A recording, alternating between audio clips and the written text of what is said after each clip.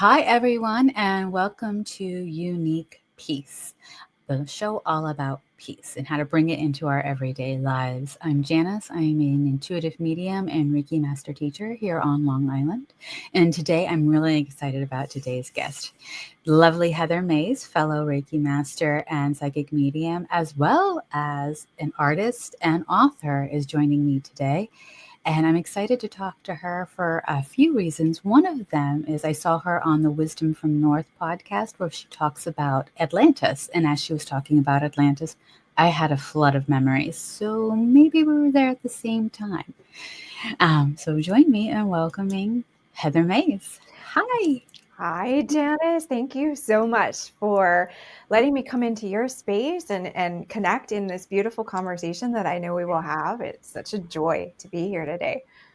Thank you, and welcome. Welcome. So, Heather, you are a fellow intuitive psychic medium, you're a fellow Reiki master, you're an artist, you're an author, but what really caught me is you're also an animal communicator.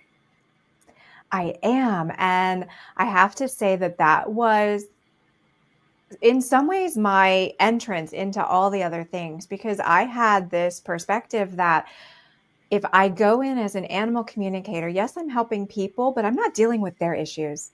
I'm just going to deal with the pets, the cute little cats and the dogs and the parrots and whatever, and not get bogged down in all the human drama. But that's not what Spirit had in mind for me. That was just the little carrot that got dangled in front of me. Like, come this way, come on. And turns out all of those adorable cats and kittens and dogs and puppies are attached to humans who had loved ones in spirit or had just in general messages that started coming through. So I remember, I thought I was helping someone with her cat, and her deceased husband came through and was dancing in the background where I could see him. And so it became even more awkward to say, I know we're here for Fluffy, but does it upset you if I start talking about something else? So it allowed me to get a little more comfortable with it. And I think it allowed my clients to get comfortable with it too. And then I just sort of said, you know what, I'm throwing all those limitations I put on myself out the window. Yeah. And just what shows up, who shows up, why it shows up, I'm at the mercy of Spirit for that. And I'll just be present and do my thing in whatever way that looks. And that is very interesting that's the way it came through for you, because most people are like, animal communicator, what is that? And it's a not just a psychic science, it's a science, because when you think about it, vets are also in a way animal communicators. They got to learn how to speak animal. Yes. Yeah. That's a great point. And I have a lot of clients or students as well who are vets who want to learn more of the telepathic skills that come.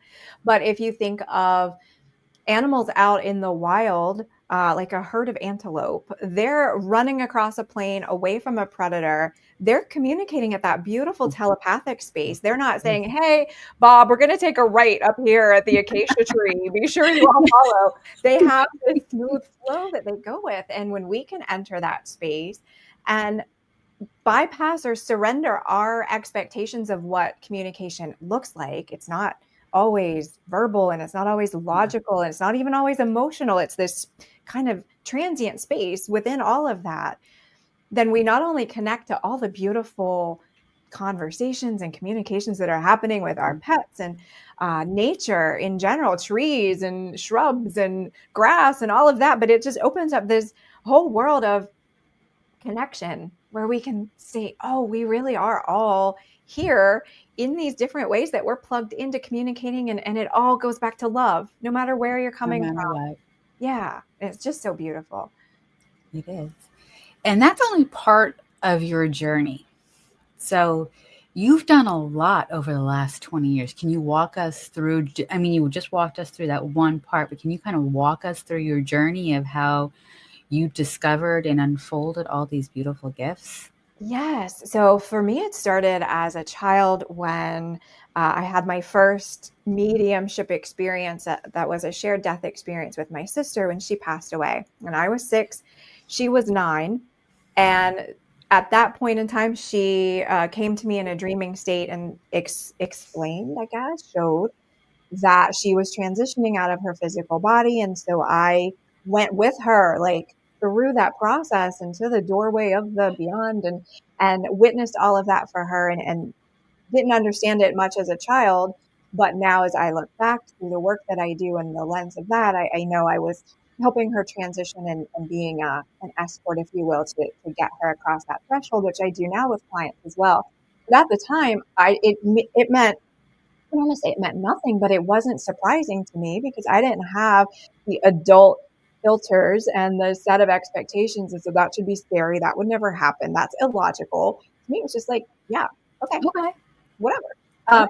But I realized as a kid, when I would explain what I saw or what I witnessed, or the fact that from that moment I saw Wendy, like, I knew her to be present with this other set of energy beings that were always with me. My team of guides, I just kind of always had, they felt like sidekicks, or like the sidecar of a motorcycle. There's like me, and then there's these others that had opinions and personalities, and it wasn't me.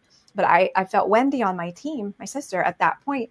But the more I would explain that to adults, the more they would get super freaked out and awkward. Yep.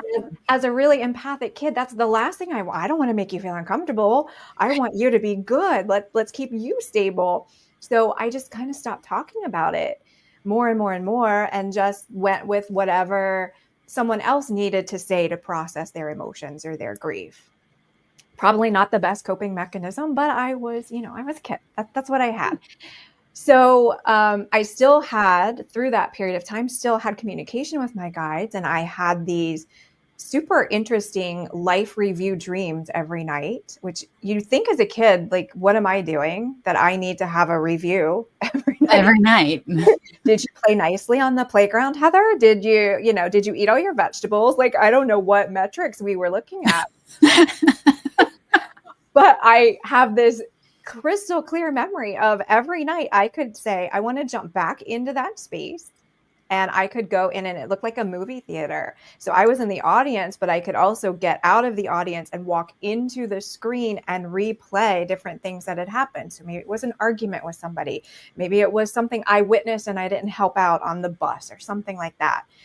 But I would have this visual of my day and playing it out and feeling how everybody else in the situation or scenario also experienced it. And then that was it. Tied up all the loose ends, and would wake up normal. But then the next night I would have the same kind of thing about that day. I wish I could do that now as an adult, like that. It seems It would help. story, right? Not like, let's keep the decks cleared as we're going. So that was always still present, even though I wasn't talking about ghosts or mediumship or anything like that. And then I had precognitive dreams as well, where I would have really scary visions of plane crashes and car accidents and things happening. And as a kid, I really didn't understand what I was supposed to do about it. Like, why am I seeing? What am I going to do? Who am I going to call? I'm just here, being a kid. So I got a little uncomfortable with that. And in addition, spirit continued to come in more and more in that dreaming state, where as I was falling asleep, I would be inundated with hundreds and thousands of, and this sounds so weird, disembodied faces. Yeah. And they weren't scary. They weren't menacing. They were just asking me for help. And again, I'm like 10, 11 years old. What am I supposed to do? I don't understand what you need. Yeah. And I would wake up sometimes from that saying, the people, because it was just like row after row after row after row of people. So I thought, it's probably pretty nice to be normal and not have all this going on, and let's try that for a bit. So I asked my guides, and I guess my higher self, I wouldn't have said it that way at the time, but can we turn the volume down on that? Can I not have that other stuff that no one but me seems to be able to see or witness? And let me just try to be human in the real world, in the normal space. And so I did that for a number of years and experienced a lot of not so great things, not because I wasn't getting psychic hits or precognitive information, but because I was out of alignment with really who I am. And so things that weren't meant for me were coming to me. I was the victim of a robbery. I had at least 6 or 7 car accidents, so many that I truly don't remember the number. Oh, And wow. I was sued in court with a jury trial for one of the accidents when I was 23 years old. Like, it was a lot. And eventually, I'm kind of dense, so it took a number of years. Eventually, I realized, wait a minute, I'm not being who I'm supposed to be. This isn't what I agreed to do. And I went to reconnect with my guides. And so that brings me really back to answering your question, but I wanted to give the little preamble first, because when I went to, I thought, hey, I had this thing before, let's just switch it back on. And that's not how it worked. I had to relearn how to do everything. I had to really reopen all of those intuitive senses and study and have discipline and be disappointed when it didn't work the way I thought it should or the way it used to. And so I spent a number of years doing that, really being a little bit more open with close friends about what I was doing. And so I was exploring tarot, and I would have friends call me and say, what do your peeps have to say? Meaning my guides. And so I was doing consultations, but at a way that didn't feel really threatening for me.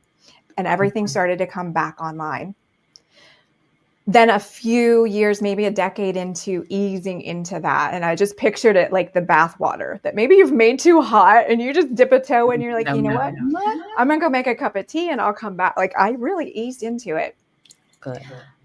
Eventually, I had some dogs who all needed help in one way or another, behavioral issues, health issues, and I wanted to step outside of conventional care for them. So I went to an animal communicator.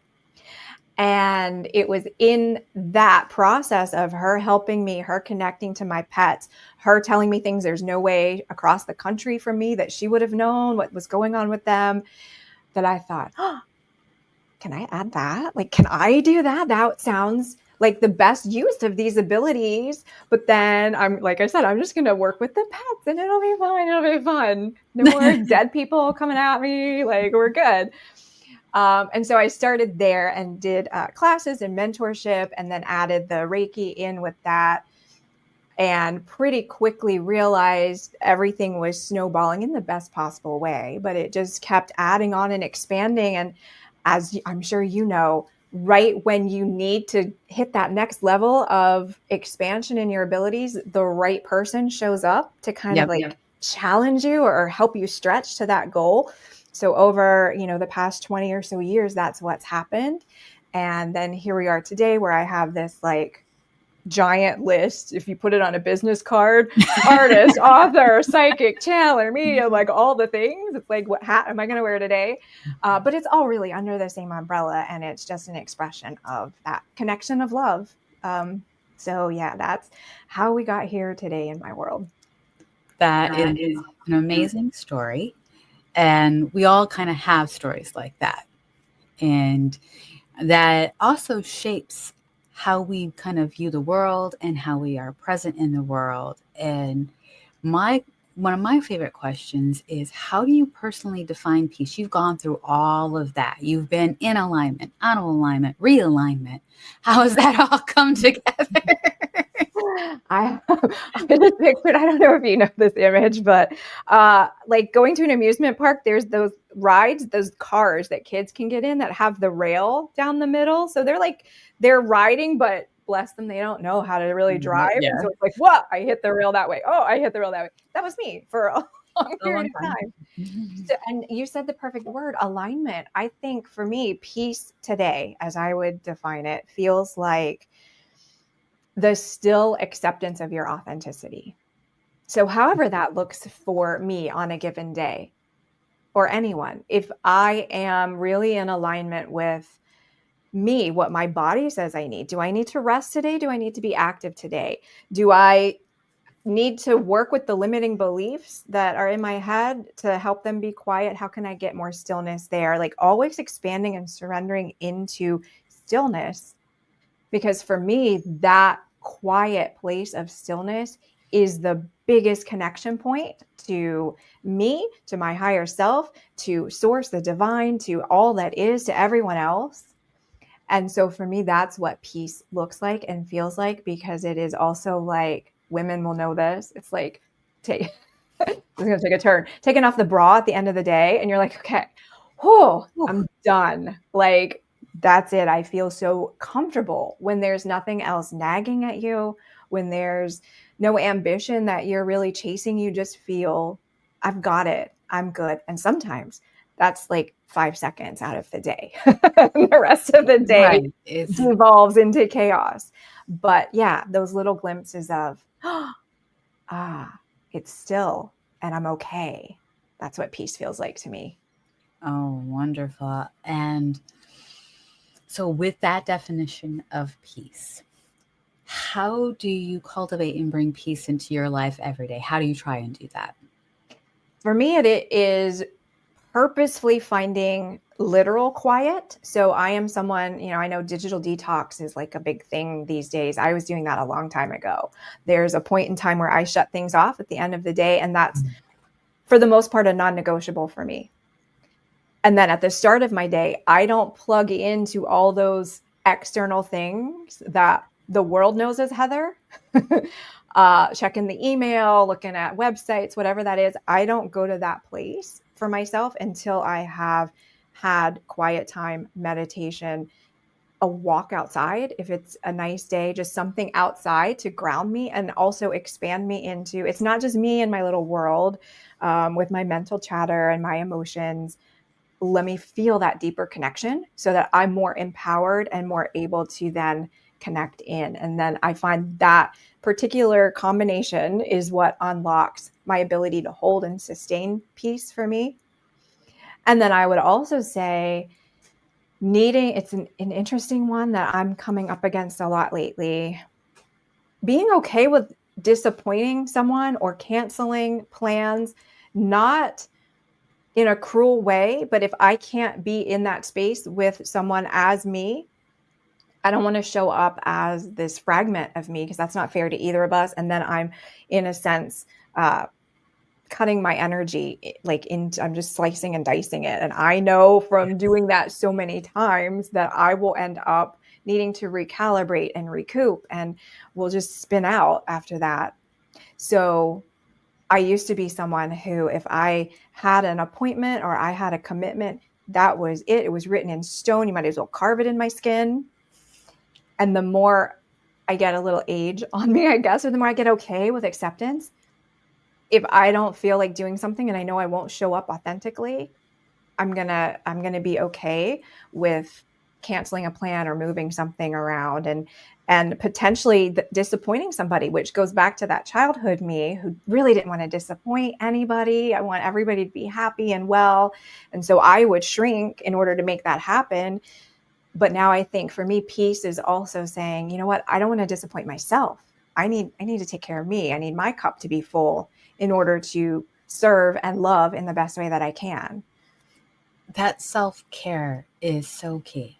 And that time, I know I carve out that time for myself as well. And it is key to not just finding peace.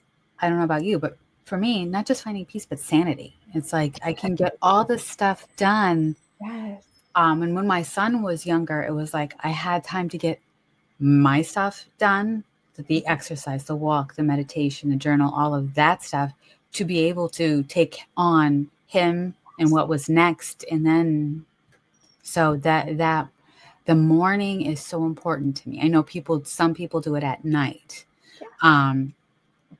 But that is so key in finding peace this day for yourself these days. Yes, absolutely. And I find that, and maybe you find this too, the days when I'm not able to, something comes up.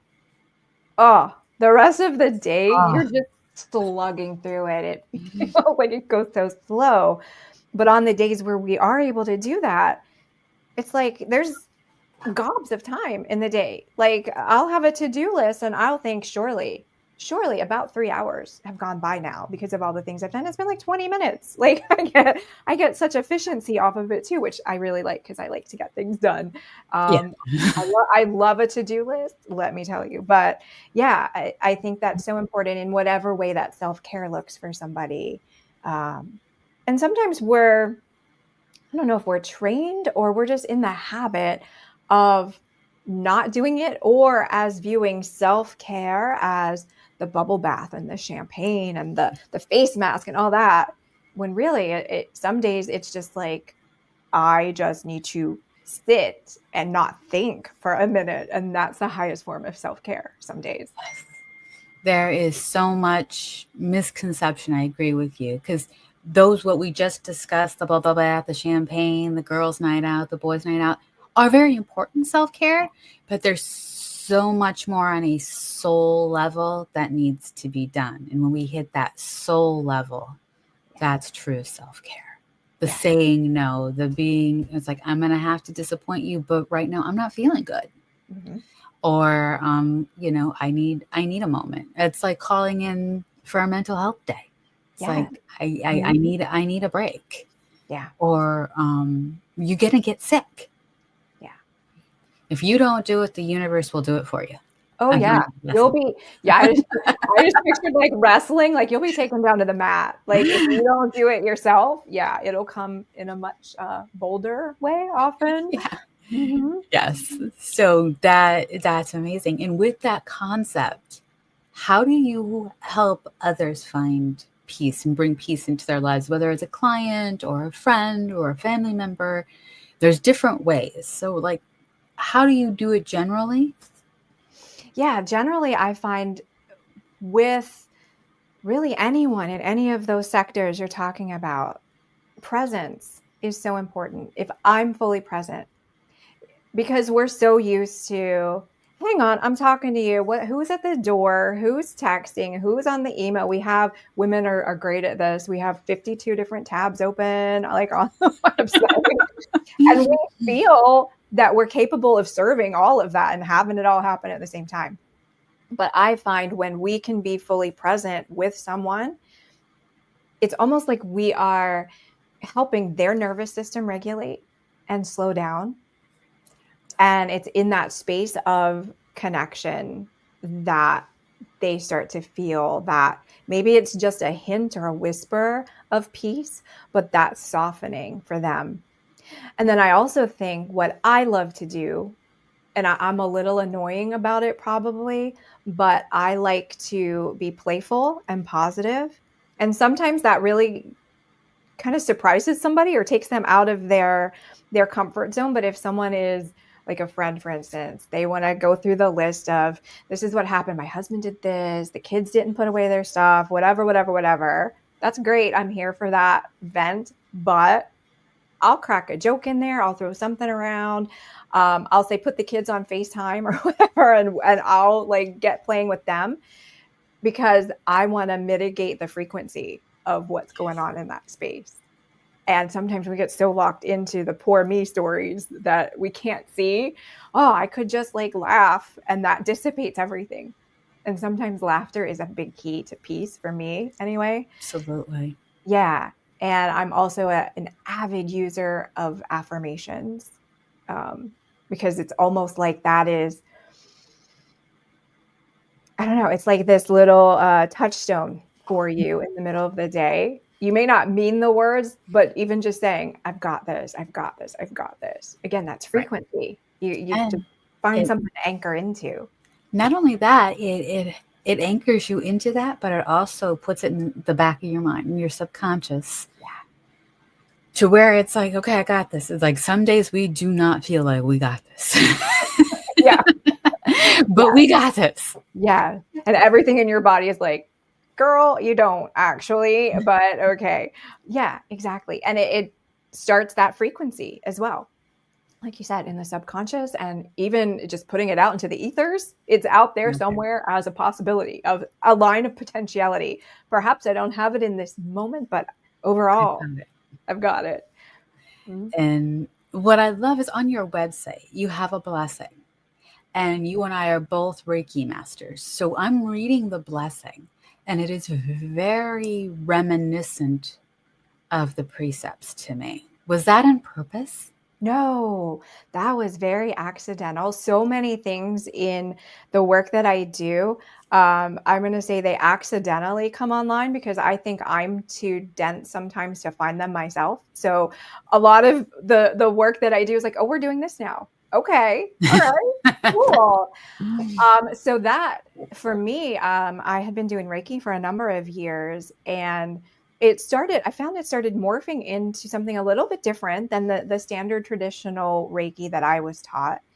And like I would have different, almost like I was channeling different hand motions, or I felt a need to labyrinth walk for people. So my neighbors love me because just randomly I'm out in my backyard walking patterns, but I'm in a remote healing session with somebody and I don't know what I'm unwinding for them on their journey, but I'm letting whatever come through me. So it happened over a period of different remote healing sessions where I would just keep doing these same motions, and they weren't the traditional Reiki motions, and they felt like, in some way, it's hard to describe, but multidimensional. Like they were coming from spirit, they were coming from a lot of different sources through me.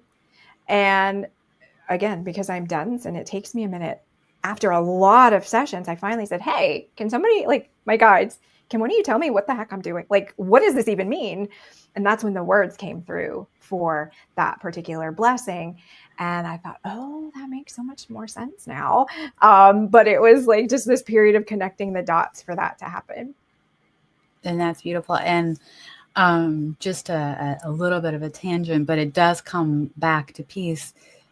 When I was undergoing instruction for Reiki, I was taught the very traditional way, the Sui Tibetan, but more on the line of like Franz Stein and Dr. Sui. And it's like a good melding of the traditional with the modern. And one thing that we did learn towards like the second and right before we became Reiki master practitioners, because I continued on to do the teacher. So I master practitioner, the second class, my instructor is like, we're going through and we're practicing on people. Like that's the point in class, point in time when we can practice on people. And she's like, put your hands here. And it's like a traditional thing. And my hands did not want to be there on my partner. So I intuitively knew that I needed to move my hands differently.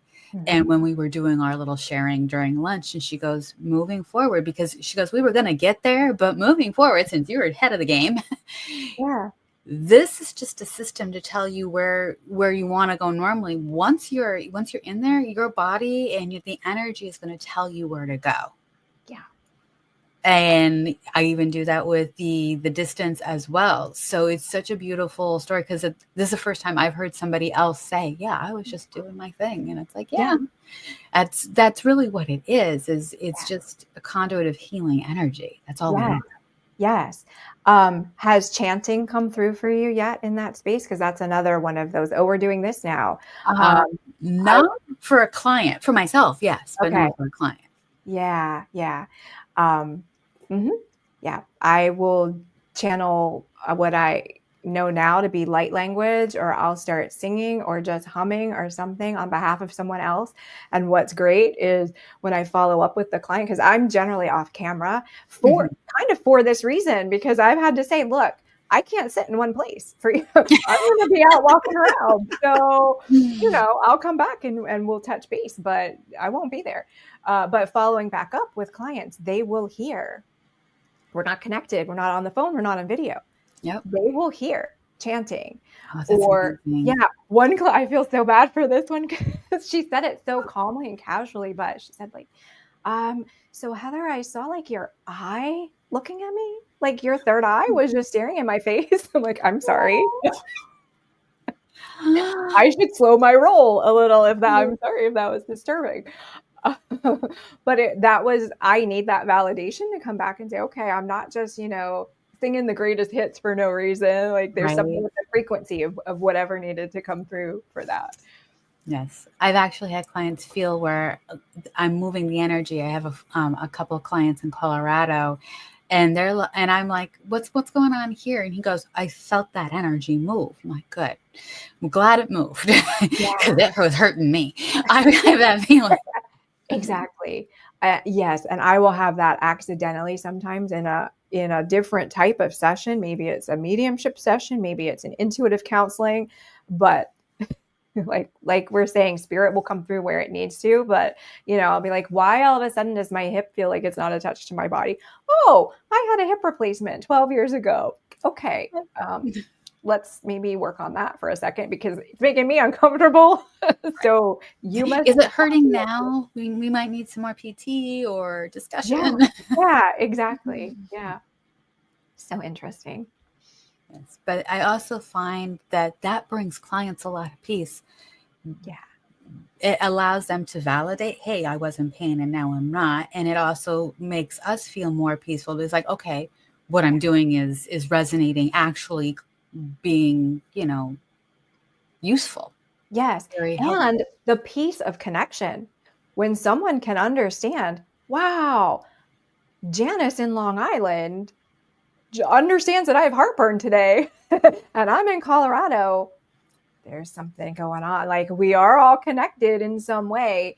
And then same vice versa for us with the reciprocal of that. But yeah, we're all in this little soup together, swimming around. And knowing that, I always love to ask, what's in your toolbox? You've got someone who's really stressed out and you're like, okay, we need to calm down. What's one of your favorite go-tos? Breath for me is probably the starting place because I want to help someone regulate that nervous system first and foremost. Because when we're in that tension of stress, we don't see the full playing field. We don't see ourselves authentically. We're just in that fight or flight. So for me, a really simple box breath, honestly, I will lead somebody through that. And then I also have one of my favorite things to use with clients or friends or myself is something my guides show me. It's not super unique, but I just know that it came from them. Dropping into the space of your heart, but then seeing that space decked out as like this beautiful room, however that needs to look for you. Maybe it's a quiet sofa, maybe it's a tent outside and you're camping, whatever feels great for you. And then and it goes not this quickly. Like there's a process to walk through it, but as you're looking, like imagine you're looking through that space. Like you're not looking at these human eyes anymore. You're looking through that space of your heart where you feel safe, where you feel comfortable. And then how does that shift whatever you were stressed about?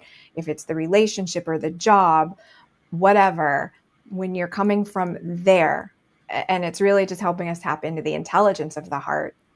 But how does that look? Because I find often that is less reactive, that there's a softening that can occur there. And with that comes just this gentle, like backing down off of that stress into more peace, into more regulation, and into more empowerment as well.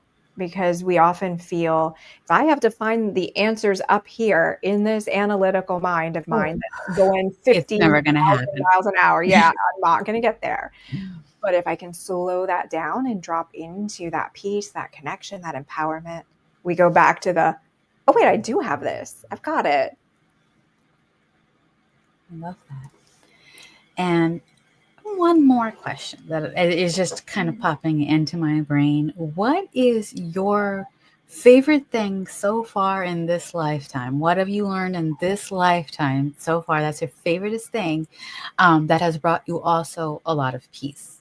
Oh my goodness. What a great question. It's going to sound so cliche, but it was a game changer for me. And I know a lot of people fight to not do it, but meditation. And I was introduced to meditation a little like in a strange way. I didn't go to an ashram. I didn't like attempt to study it. I was at this summer pre-college kind of program in about the 11th grade. And they were teaching things that were a little out of the norm. Like you went there under the guise of a specialty. So I was there for science of all things. But they had all these other like add-on programs that you could do, and you could learn about sociology and so psychology and relationships and just all these different electives. And in one of those electives, it was this big lecture hall with like sciencey tables, but also stadium seating. And they said, hey, everybody, we're going to do something really fun. Lay down on these tables. And I'm like, all right. Can we move the scientific equipment out of the way as it's making me nervous? And then they put on this meditative music. They had like a fake galaxy thing happening on the ceiling. And they led these 16, 17-year-olds, this whole group of us, through meditation. And I didn't know what I was going into. And I popped right out of my body. Oh, gosh. And just understood the space that comes with that and the stillness that can be there. And from then on, I thought, I need a little bit of that. And I'm not saying I did it every day religiously through my teens and 20s, but it was a game changer for me in understanding that I can step out of the limitations of the human form. Even if I'm the one placing those limitations on myself, there is a space I can get to where all of that dissolves. I can like decouple from that for a minute, and I can connect back into all that is, to God, to source, to divinity, to me, and then jump back in and have the human experience again. It's almost like playing a sport and taking a timeout and saying, okay, coach, I got to go back and get some Gatorade. I'll come back in. Like, that's cool, but let me go cool off for a minute. So for me, that is a huge thing that I like absolutely was geeking out over as a kid at a time when it really, at least it wasn't in my mainstream, but it really wasn't as accepted as it is now or as common as it is now. I'm very happy to see that it is gaining, Yes. all this traction, because I think it's huge. And then from that point of stillness, that's where I was also better able to develop my abilities and have more clarity and more deep connection in that way, which then ultimately helped with the work that I do. So that, I think we gotta, like, that's a hard question. I love that question. Because there's so many things I could shout out, but I think that was the one for me that's like, I was one way and now I'm a different way in life. And it sounds like it really kind of helped put you back on that path. It may have taken a few more years, but it put you in the right direction. Yes. Like, go this way. Mm-hmm. Go this way. You just keep going straight. You're going to get there, but go this way. Don't look at the maps. Don't use the GPS. You just trust you and keep going. Yeah. Yeah. And a lot of kids do need that. So many young people need to know that it's okay and not be afraid, because we have this, generation of FOMO and wanting to fit in. And granted, we did too, but it was not with the intensity and not with the ramifications of social media. Exactly. And the swiftness of social media and the pervasiveness of social media, where back in my day, at least, you might hear about something happened or this person did that, or, oh, that group is going over there, but you didn't see it in your face. You didn't have like the filtered version of everyone's lives. So at least it was left to imagination, and you could say, oh, it probably wasn't that fun. Now we're just inundated with it. And yes, props to that program that I was in that said, hey, we're going to take these gangly, awkward, pubescent little creatures, and we're going to have, they were probably like, we just need them to shut up for like 30 minutes. So let's do this. Yeah. So yeah, that was beautiful for me. And then I've had kind of accidental deep meditations from there where I just connect in ways that I can't even explain, and sometimes don't really want to even come back from, but it's just this beautiful pathway of connection for me. Yes. And it also, in a way, helps us to listen better. Mm-hmm. So it's at that open channel of like, okay, I can actually listen, because you're sitting there sometimes in silence, sometimes being guided, but you have to listen and you have to focus. Yes. That's at least my experience. Mm-hmm. And do you have the people that you work with? One of the things I hear often, because now I love meditation so much, I create them all the time. Like any of my courses, I'm like spoon feeding people. Here's another, have a meditation. And what I hear back from that is people, like, it's a real challenge not to fall asleep. Yeah. Because we're descending those brainwave frequencies, and often that's where we jump out and fall asleep.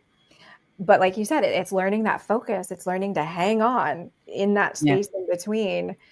But I was just telling some students the other day that I used to be a very frequent sleeper. I would just go to the meditation, fall asleep. And I always say, if that's what your body needs, that's what's going to happen. And that's okay. What's going to happen anyway. Just as restorative. Yes. But I had to break myself of that habit, because I would go to retreats or weekend workshops and be laying, on the beautiful yoga mat. And I am not a graceful sleeper. I am a snorer and a drooler. And to do that in a space of like all these other people who are blissed out in there, I'm just like, we got to learn. I got to pinch myself or something. I've got to not fall asleep when I meditate. So you can learn how not to do it. It is a struggle when you're laying down. Yes. So for me, if I'm sitting up, whether I'm in a chair or in the lotus position or even standing, so we've done the standing meditation. I love the grounding tree meditation, the forest meditation. But if I'm laying down, 9 times out of 10, I'm probably fighting to stay awake. So yes, it is a challenge. I'm not going to deny. We were at a retreat recently. And one of the meditations, she has such a soothing voice. She's a guiding force. And I just know that somewhere along the lines, I was listening to her and we were starting, and then I was awake and we were ending. So the universe knew when to wake me up. Nobody had to come and tap me on the shoulder, so to speak. Yeah. But I'm like, I don't know what happened. I was in a forest walking toward a cave, and now I'm here. And what was great is after you journal sometimes, especially during retreats. And I was told as I was writing, you will remember what you need to remember when you need to remember it. It's like, okay, so something happened. Yeah. And it'll come back. Yeah. That's cool. But it's very peaceful to meditate when you can get into the quiet, because the hardest thing to do is to get your mind to be quiet, as you know, and then that's when you can find some peace. That's also when I do my meditation seminars, that's what I stress to people is sometimes the best way to find the answer is to step away and meditate. Yeah. Sometimes the best way to do that, to find those answers, is to not think about them. Not try. I love that you're saying that, because I teach the differences between achieving, perceiving, and receiving. We often want to say, I need to find the answer. I'm in that energy of achieving. We can also be in the, who's talking to me? My guides, what do you got? Like, somebody come in, give me an answer. That's perceiving. Anybody, please. Phone a friend. Come on, somebody. But then when you're just in that quiet, that receiving, that's often when it walks in. And if you think, like, I'm picturing a stream where someone's going fishing. If you've ever seen someone fish with their hands, it's not easy. Right. It's just that absolute stillness, and you're waiting, and then you're receiving. You're not like, fish, where are you? I'm going to grab you now. No, yeah. So it's that different frequency and that different zone that allows space for something to come in. Yes.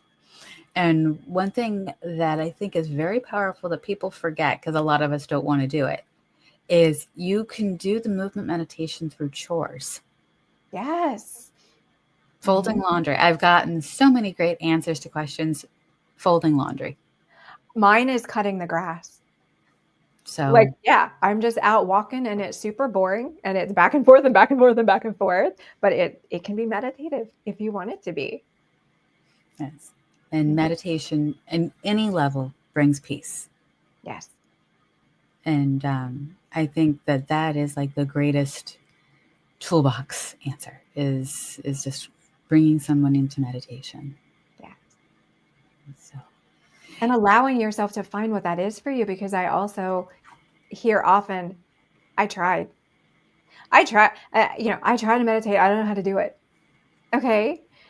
How long did you try? I gave it like 5 minutes, Heather. Okay. Might take a little longer to get there. Yeah. And it takes the consistency of showing up, but seeing that as honoring yourself too. Like, this is the time I'm gonna be in relationship with me. And I think sometimes people are also afraid of what might come in, not spirits or anything like that, but like, I don't want to remember the past trauma, or I don't want my brain to churn this thing up. For that, I have the best answer. I had Franz Stein. He is a renowned Reiki Master Teacher. He's written several books, and he and I were having this conversation because how I teach is you let those thoughts filter in as I come in, acknowledge, and let them leave. That dinner's still going to have to be cooked, chores are still going to have to be done. You're just sitting there trying to meditate for a few minutes. He goes, yeah, you just leave the front door open, the back door open. And as they go along, you don't serve tea. You don't stop and think. You just let them go. Don't acknowledge them. Yes.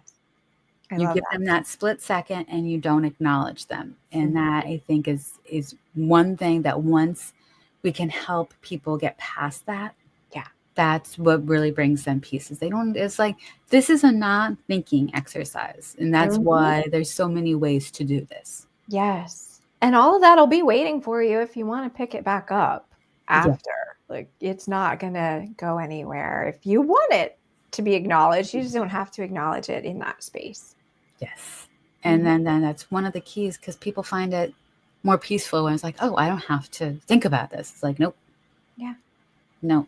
Yeah. You can choose to ignore that for 30 minutes. Set your timer. Absolutely. Beautiful. So now I do have one kind of interesting question that kind of relates to what I alluded to earlier in the conversation about Atlantis. Yes. Do you feel, because I know how I feel, do you feel we've kind of hit that self-destruct button again? We've hit the reset button. I just got chills when you said that. I think we're at a parallel timeline to it. Yes, absolutely. We're at that choice point again. Yes. And I think that's why it's coming up like as a memory for so many of us. And it's that, hey, don't you remember what happened last time? And do we want to take a different path? Maybe it didn't work out so well. Remember, but I think there are so many different paths coming in that are pulling us off of true connection, of deep connection, of connection to self and divine, that it's perilous. And the two paths diverged in a wood. I'm like, be all poetical right now, but yes. But I think for me, the way I see it, we're careening still on that cusp, because there are so many of us who have stepped into that authenticity, who have stepped into our abilities, and not just in this genre of psychic awareness and mediumship and the awakening and the ascension, but in authenticity in general. There have been so many people who have disentangled from systems that weren't supportive, stories that weren't supportive, ways that they saw themselves plugged into the world that weren't necessary, and are starting to say, oh, wait, I don't have to do as much. I can be instead. And so I think we're still, my team just showed me like the roulette wheel. It's still spinning. We haven't landed on a number. We haven't done anything yet. Yeah. The ball hasn't dropped in officially, but I think absolutely it's a similar, like I said, choice point for how do we want to be human? How do we want to show up in this world? And what does our world become? I agree. I totally agree. Yeah. And I think we're still vacillating. We're still, like you said, on that fence. But yeah, that to me, that is an interesting way of looking at it. It's like, where do we go from here? Because we're here. Now, where do we go? And we have the cellular memory of it. Can we tap into it and say, oh, that's right, I remember that one didn't work so well. Kind of like the if you have a stereotypical person that you've always dated, around the eighth one is, wait a minute, you're in a band and I've done that like so many other times. This may or may not be a personal story from Heather. Should I still date the musicians? Probably not. Doesn't work so well. But we've got to come to that reckoning and that recollection for ourselves. Thank you so much, Heather. This has been a wonderful conversation. And if you guys are interested in Heather's art, Heather's book, or working with Heather, you can always visit heathermays.com, or you can follow her on Instagram, which will be in the description below. And thank you, Heather, for joining us today. Well, thank you so much. I've enjoyed this immensely. What a great conversation. So thank you. I'm honored. Thank you. I'm going to put Heather in the green room for 1 second. I want to thank everybody for joining us today on Unique Peace, and I hope that you've enjoyed today's conversation. Do let us know in the comments your thoughts and how you find peace. Have a great day, everyone. Look forward to seeing you next time.